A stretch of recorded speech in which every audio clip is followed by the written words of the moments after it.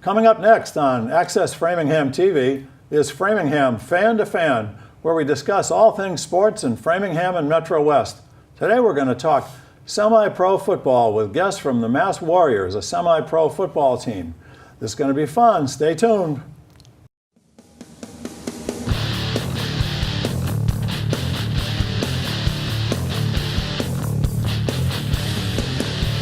This is Framingham Fan to Fan on Access Framingham TV. Hi, I'm Dave Hornfischer, a Framingham sports fan, and I'm pleased to host this interview show, whose purpose is to highlight those who are involved in Framingham and Metro West sports at all levels. We hope through this show to increase awareness and ideally fan support and even participation in these fun sporting events, and also to help use sports to achieve our station's goal of building community. Today I'm pleased to welcome representatives from the Mass Warriors, a semi-pro football team that plays right here in Metro West. Steve Maycock, welcome. It's great to have you. Stephen is the owner, founder, and a player, right? Yes, sir. Thank you guys for joining us. Stephen, why don't you start out and talk a little bit about how one gets to found a semi-pro football team?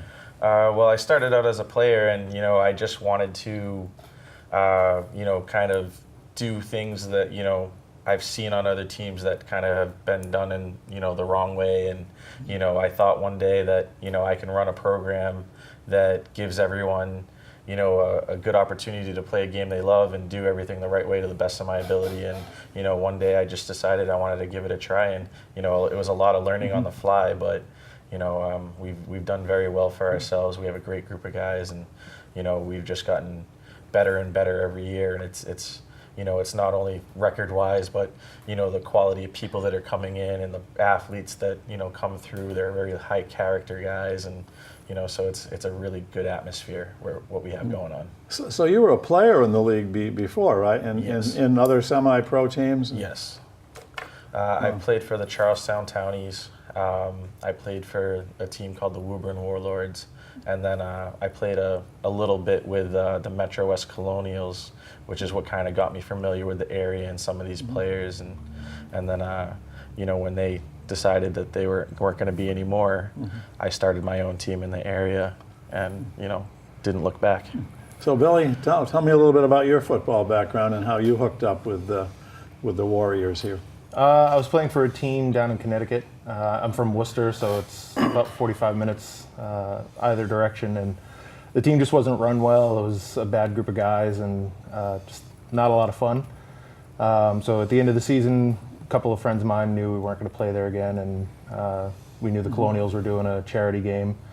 So we decided to come and check it out, and haven't left. So you've been playing football ever since you were about 4 years old, probably? No, I played 2 years in high school. Okay. And I don't actually like football players for the most part. So I quit, and I actually ran track. Oh, okay. Yeah, I know it doesn't look like it now, but You probably weren't a high jumper. no. Okay. And Angel, tell me your story. So I born and raised in Framingham, Mass. Played Pop Warner. Didn't start my first year, and played in middle school ball at Fuller Middle School, and also played at Keefe Tech all 4 years there. I played 3 years, 2 years with the Metro West Colonials, then went on to play for the Blackstone Valley Bruins, and then took a year off due to a knee injury, and then met up with Steven here and started playing with the Warriors. Cool. Stephen, semi-pro football is kind of a big industry. It's a lot bigger than what I thought. There's several levels. Why don't you just talk a little bit about the structure of it here in Massachusetts, and then you can get to where the Warriors fit in this. So there's two prominent leagues in New England area in Massachusetts, and the league that we play in is the New England Football League, and they have different tiers where they have, it's much like the baseball's farm system, where you have single A, double A, and triple A, where being, single A being the lowest, double the mid, and triple A the highest. And the biggest difference is, like, when you play single A, it's like a team that, just came together and they want to start at the bottom and work their way up. Double A is like where you have the talent to be competitive, but you might not have the depth to really compete with the AAA level. Your starters might be as good, but your backups aren't as good, and and then AAA is like all your really intense, like your college level players, players that have played at high levels that have still have the love for the game and want to play. Have you guys all played at these different levels in your semi-pro experience? So yeah, my first year personally, when I played for the Metro West Colonials, we started off in AAA.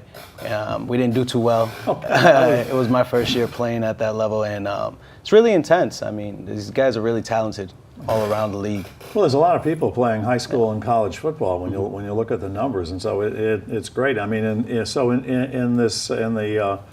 in the New England Football League, you've got you got three divisions. Each one probably has 6 or 7 teams. Actually, no more. So our division this year this is the lowest number it's been in years. Usually, our division has 10 to 15 teams, and this year Single A has I think 14 teams, and Triple A has I want to say 10 or 12.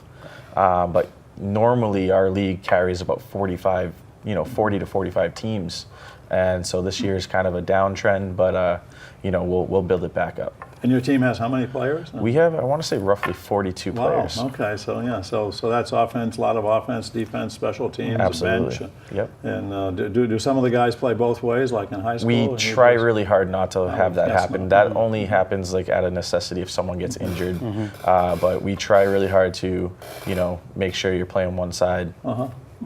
I think we have a few photos coming up of some of your players in action here. Maybe as they pop up on the screen, you can just kind of give a quick overview of what they are. Then we got Sure. a little video. This is just a pregame ritual, like getting together and making sure that we're get our minds right and we're focused and ready to go to battle. Just pre-snap, making sure we get our checks down. Where does your quarterback come from? Our quarterback, he's actually from Georgetown, Mass. He currently lives there, and that's where he's from, I believe. His name's Joseph Esposito. He's really talented. He actually won league MVP last year. Really? Yeah. Did he have a college background? Or? I don't believe he played in college, but he did just play in arena football and won the championship with the Bobcats. Oh. So he's a pretty talented kid. Okay. Then what do we got next here? Here we go. These look like wide receivers. Yeah, these are actually 2 new additions to the team this year. Giovanni is on the left with Guy. He's on the right. Giovanni, number 80, he is only 19 years old, and Guy is 20 years old. Great football players. They're gonna cause a ruckus for years to come. That's great. These look like some linemen. That is Rick. He plays defensive end, and we have our outside linebacker number 45 and our middle linebacker number 37. Josh Lowe is number 37, and Camden Titus, he's number 45. We call him Rudy. Rudy. He's short like him, but he plays hard. He plays linebacker. All hard. Heart of a lion. He is one of the most intelligent football players you'll meet. Well, what's some? Okay, and here this looks like the running back. He's a wide receiver. That's okay. Ta Coleman. He's actually from Philly. Came to us 2 years ago. Great person, all about the team, wants to be successful. He's not a me player, and he does whatever is necessary to win. This was our middle linebacker, Josh Lowe, coming in for the sack. That was against a team from Maine, Twin City Riot, I believe, is who we're playing this week. That is myself holding the extra point. That's Pat Caruso. He started out playing for the Marlboro Shamrocks. He played at Marlboro High School. He played at Assabet. He actually just got inducted into Assabet Hall of Fame 2 weeks ago. Yeah, and you were saying that he's a little older than Adam. Yeah, I believe he's 53. Wow. Yeah. Well, kickers go on forever. This is his 20th season. That's great. So where do you play some of your games? Your home games are in Wayland, right? Yeah, we play at Wayland High School. Wayland High School, and you play on Saturday nights? Yep, usually 7. Every time we have a home game, it's at 7 p.m. at Wayland High. And then your road games, who else is in your league? So we played against the Rhode Island Riptide. They play in Cranston, Rhode Island. Who else did we play this year? New Haven, Venom. Then there was New London County, Nightmare. They change their name every year. I have no idea what to call them. And then the Worcester Wildcats. They're pretty local. It's almost like a home game being so close. And there's teams all over. There's teams in Vermont, New Hampshire, Connecticut, Boston, like all throughout Massachusetts, the South Shore, North Shore. And so, tell me a little bit about your season from all your. Why don't we let these guys have a little talk about what was a couple of the highlights that you had playing offensive line this year and your season? Our offensive line, we lost our center in the preseason. He went down with a pretty bad knee injury, and a guy that has come and played some of our charity games with us stepped up and is kind of anchoring the line for us now. But our offensive line has really gelled. We've been together for 3 years, and we just kind of, it's one of the positions that doesn't ever come off the field. You don't take breaks. Everybody knows what the next guy is doing, and we've got a really great group of guys there. Well, what's your experience been this year so far? Actually, this year I wasn't even supposed to play at all, but the drive that the team has together, we've been around with each other, playing with each other probably 3 or 4 years. Guys collectively as a whole, and memories from this year that I could think of is actually our game 2 weeks ago against the New Hampshire Warhawks. The team came in 7-0, and we had a last-minute goal line stand, and I mean it's like inches, and it's 22-23 at this point, and I mean they're a really talented group of guys. I think they're playing a little at a lower level, but they're going to be wreaking havoc to years to come. And this is why you do the game, is for those moments, I would imagine, right? Yeah. It's those exciting moments when you got to kind of reach back and bring you back to when you were in youth football or something. Oh, God. Absolutely. Yeah. So this is so semi-pro football. The players don't get paid, right? Correct. In fact, you all have to pay to play, right? Correct. And so is that a challenge to assemble a team? For most owners, I would say, yeah. I've been pretty lucky and fortunate so far, where as I was saying before, I go after pretty high character guys, and we all understand that this costs money to do, and to play the game we love. So I mean, they all come in with the understanding, and the one thing that I do is everyone is always on the same playing field. Everybody pays their dues, and that way the only thing that separates anyone is the talent. So the best guys play. There's really no well, you're treating him different. We just got a good thing going. I mean, financially, everything will take care of itself. This is your 3rd year of doing this. Yes. And you fully intend to do this next year? Absolutely. So if anybody out there in AFTV land is interested in playing semi-pro football, Absolutely. they probably ought to look up the Mass Warriors, right? Absolutely. And if they Do you have tryouts at the beginning of the year to kind of sort this out a little better? We do.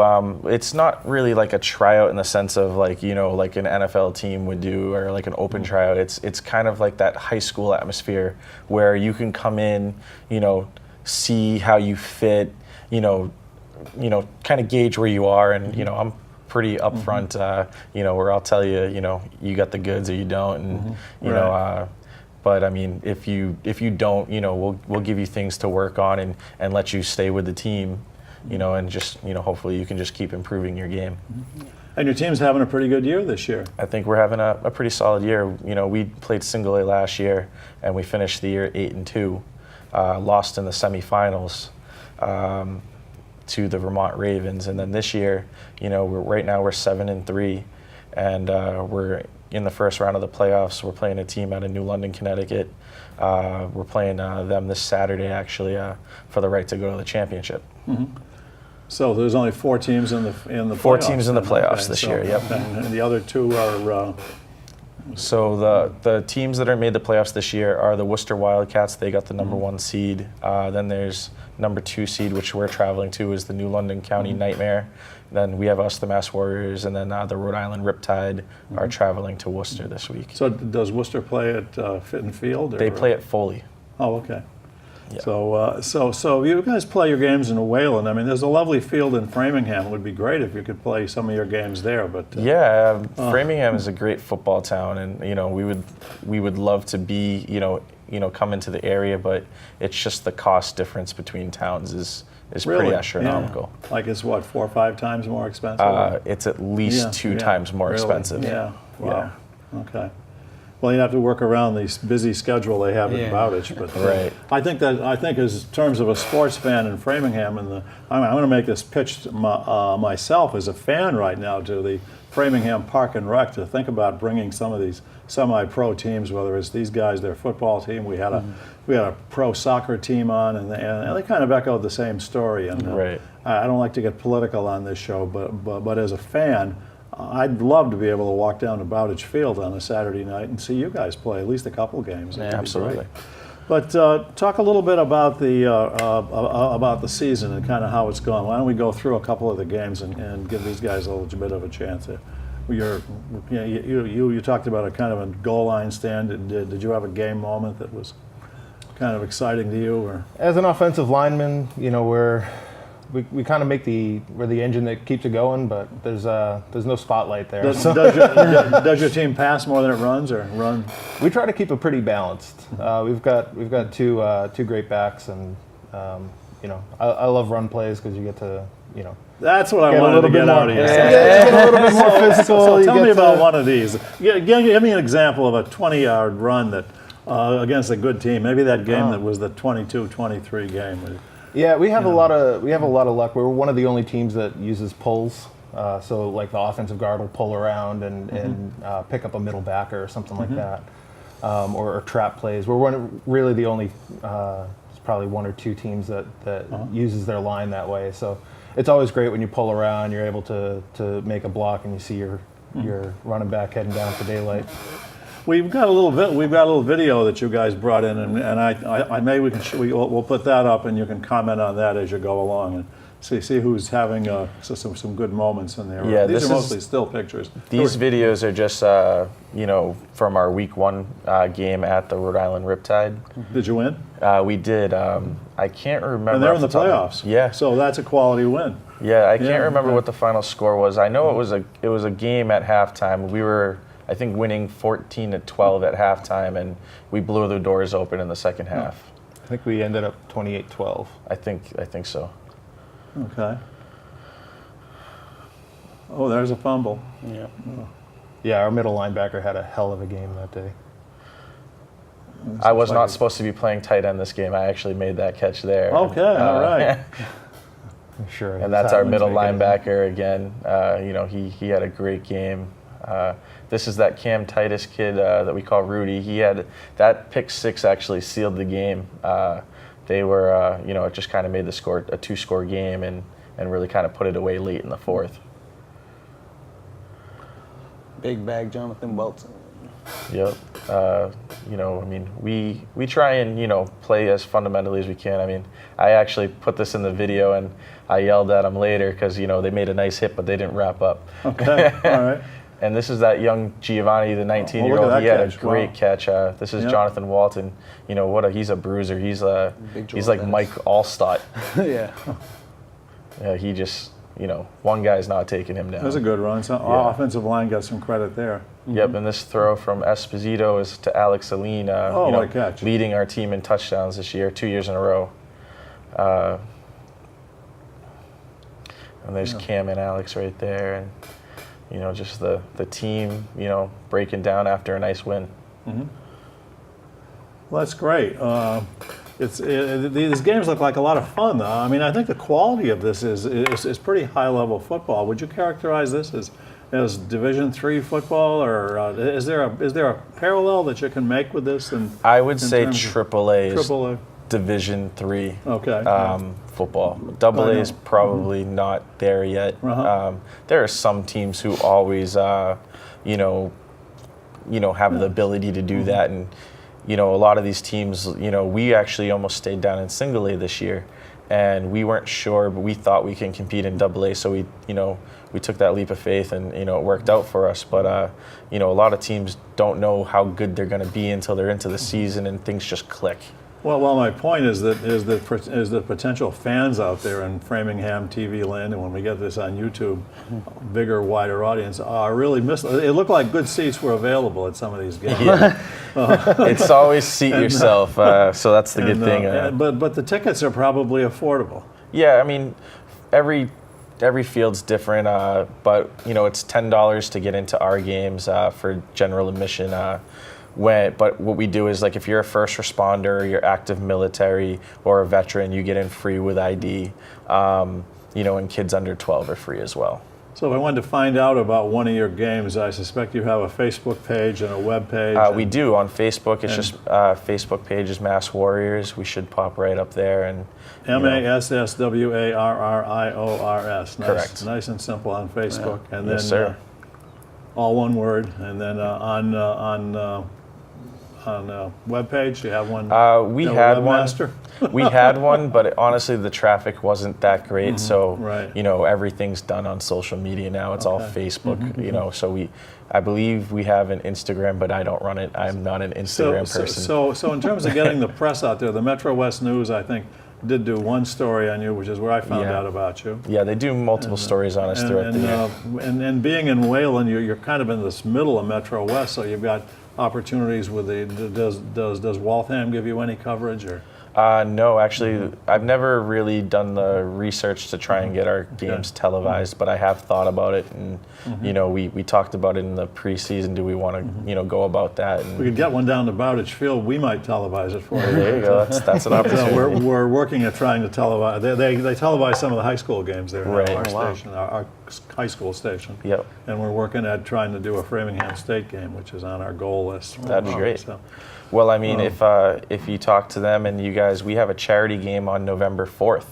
So, if you have the opportunity to maybe possibly do that, it's a great atmosphere. yeah, let's talk about that game coming up. You call it, I heard several mentions of a charity game.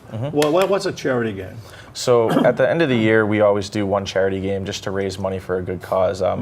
Typically, like last year, we had a player of ours, he was a captain. He got into an absolutely horrific car accident right before our season started, and lost both his legs and was in the hospital at an ICU for over a month. So we raised about $4,500 at the game to help him pay for bills and some prosthetic legs. And the year before, we did homes for our troops, which is what we're going to do again this year.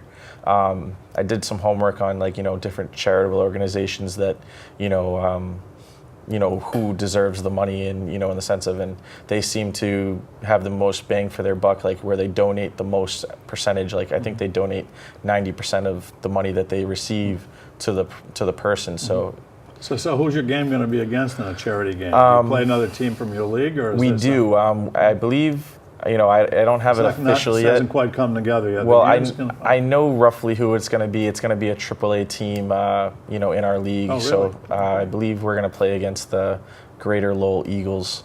And that's going to be November 4th. November 4th. Which is a Saturday night. Yes, at 7 And it's going to p.m. be at 7 p.m. and it's Yep. going to be at the high school in Wayland, right? Correct. Well, that should be great. That's a good reason for some Framingham people to go and test out and see some Absolutely. semi-pro football. Yeah, that'd be fantastic. One of the things I like to ask my sports guests when they're on there is just kind of their view of some of the local sports teams. Well, I got one question that kind of relates to it. You hear about the Patriots and Belichick saying, "Do your job." Do the Warriors have kind of a mantra that you kind of all say when you're in that pregame huddle? I don't know. That's Is the Angels there- category. I guess it's show up. Show up. Okay. Show up mentally, physically, and spiritually. Because some people just show up just physically, and they don't really show up mentally. In football, you have to have all beings with you. Oh, that's a good thought. I like that. So why did you pass that question off to him? Is he the is he the team? He's our philosopher? hype guy. The hype guy? He's our hype guy. Okay, every team has to have that. So do you have a message there, Billy, that's kind of guides you along, that you're yelling at your teammates? Yeah, to start the season, it was phase one, phase two. As we went through the games, it's just taking it one day at a time and one play at a time, and executing to the best of our abilities. That's good stuff. And does the coach here get to? You're not the coach. You're No, the not founder. anymore. Yeah. Well, I have to go through this. You're You the have to founder, remind the them owner, and you're the sometimes. player. Yeah. So and you actually are playing this year. Correct. And the reason you're doing that is Just to be out. Love of the game. Yeah. Like I just wanted to go. I had the itch. I've been away for 5 years, and I just wanted to do it one more time with a great group of guys. And these guys put up with you. They. I actually, I asked them if it was all right. They let you hold for extra points. Exactly. they just want me to be a part of the team. No, he's a like great everybody player. else. You have to earn your spot, whether you own the team or not, and he's earned a spot. Well, that's great. That's great to hear. Let's talk a little bit about the Patriots. I don't want to make this show be about them, but they as we tape this, they're 2-2. What's that mean when a team gets off to a kind of a 2-2 start? Do you guys have a sense as to, is this a sign that they're evolving, still getting better, or? I think. Yeah, I mean, the Patriots always kind of take September off and figure out what they have before they turn it on. With us, we don't have that luxury. We only have 10 games. So if we get off to a bad start, people pay to be here, and they're taking time off of their busy schedules to play. So sometimes the attitudes come up, but we've been lucky the last few years to get off to a 2-2 hot isn't too start. bad, though. No, it's not. Yeah. I think they're at a place where they're trying to find their identity. They have a new defensive coordinator, and they're trying to put things together and trying to gel together right now, trying to get that mindset right. Last year when I was doing the show at the beginning of the year, the question was whether they were going to go unbeaten. And by the time the show got on the air, the question had been answered. So. But Steve, why don't you give me the last word here on your views on the Patriots? I just think they were waiting to get healthy and get all their pieces back so they see exactly what they have, and getting Edelman back this week is going to be awesome, and working Josh Gordon in and trying to get him up to speed with Tom Brady is going to be pretty great, and it's just fixing the defense at this point, and making sure everyone's on the same page and communicating. Well, I just have one last question. The Mass Warriors, why the name Warriors? Is there a military connection to that? So, short funny story is just like the head coach, he was in the military, and when we started the team, we had a lot of veterans, and so I was thinking to myself, and I said to him, I was like, I'd like to do something that would pay homage to our military, and he was like, I was thinking something along the Warriors. He's like, well, when you think Warriors, you think just Spartans and stuff like this, and he's like, well, I can't think of many people who wouldn't consider our military warriors. Well, that's so great. that absolutely could. Well, that's a good way to end it. We're not wounded warriors. You're the winning warriors from playing in Wayland, and get out there on November 4th in 2018 and support these guys in this charity game. I think just the video that I've seen tonight convinces me this is really high-level football. So thank you very much for coming on. Thanks for having Billy, us. Thanks for having us. Stephen, Angel, thank you so much. And all you folks out there in Framingham TV land, get out and watch these guys. It's a lot of fun. And come back and watch Framingham Fan to Fan. That's fun too.